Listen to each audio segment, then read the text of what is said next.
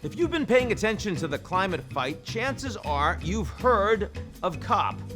Greta's been, Leo's been, Al Gore's been a few times. But what is COP exactly?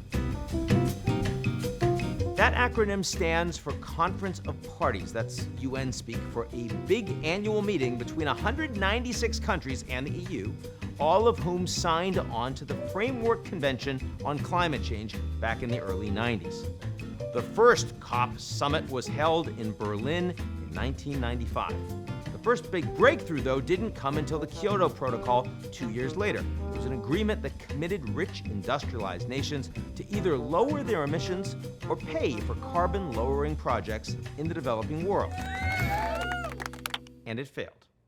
The U.S. Senate refused to ratify the treaty, and Canada dropped out to avoid a $14 billion fine for not hitting its targets.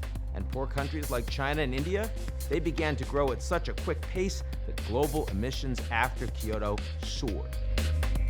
Further progress on climate policy wasn't made until 2015. The Paris Climate Accords were seen as a groundbreaking deal, and nearly 200 countries agreed to limit global average temperature increases to below 2 degrees Celsius, preferably closer to 1.5, over pre-industrial levels. And for a while, things were going better, at least initially. More than 130 countries have committed or are considering reducing emissions to net zero by 2050, meaning they'll remove as much greenhouse gas as they put into the atmosphere. Even the United States was on board with Paris.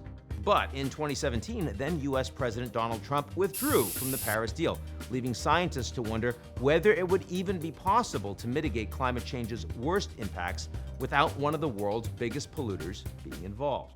And although Joe Biden has brought the United States back on board, many still see the Paris Agreement as nothing more than hot air. See what I did there? Greta Thunberg, one of the world's most vocal climate activists, is skeptical that world leaders will be able to deliver.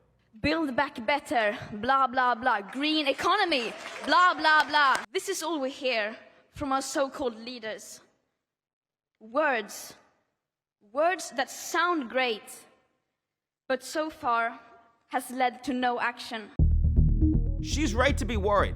Experts say with current policies in place, the world is on track for a global warming of closer to 3 degrees centigrade. One irony, of course, is that even hosting one of these UN summits emits 60,000 tons of CO2 into the atmosphere, the same emissions as roughly 7,000 homes in a year.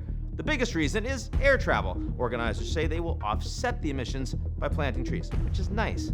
As for global cooperation, governments have so far failed to provide COVID vaccines to most of the world's poorest and most vulnerable people. So is there any hope that we're going to do better on climate change?